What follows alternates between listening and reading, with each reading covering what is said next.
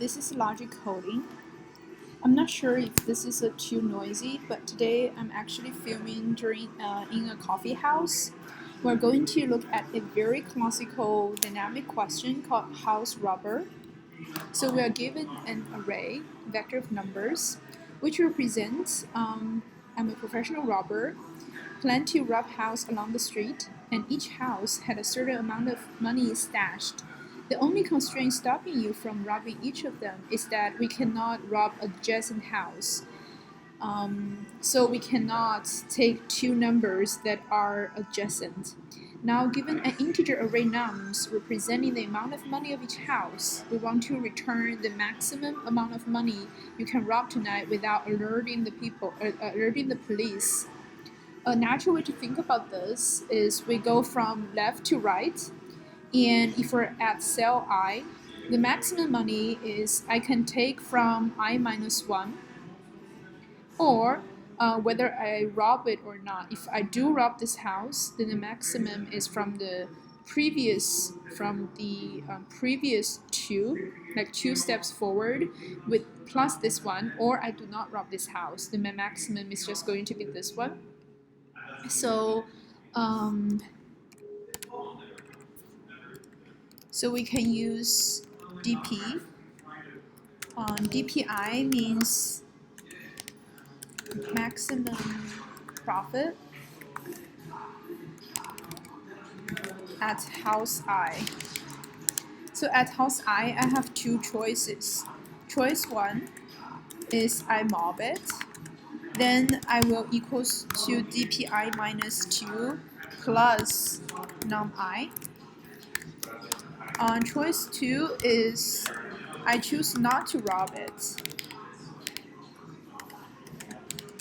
Then my maximum will just be DPI minus 1, and I need to take the maximum of these two.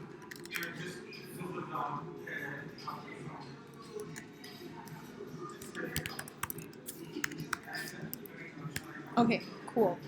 Now, since we have an I minus 2 here, we can only march forward when I is greater or equal than 2. So we need to consider base cases. If my num size actually equals to 0, I should return 0. If my num's size equals to 1, I only have one choice. Otherwise, let me initialize a vector, bottom up DP, with the size. So I would have n0. And let me update dp0 first. It will just be 0. dp1 would be the max of the first house with the second house. Then if I want to marching forward, plus plus, I can just use this transfer function.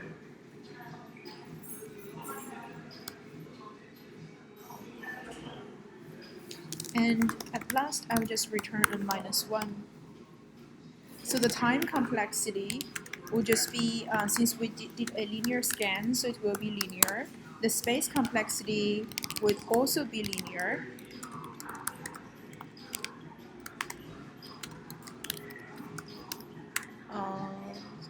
The space complexity, since we have allocated an array DP to compute and keep record of the results. I think that's pretty much it. I think the key thing is to realize the transfer function identified at each state is actually relevant to the previous 2 states and take the maximum of it. The space complexity can be further optimized. We can just use 2 variables, A and B, but I will not go that far right now. Let's just submit it. Cool.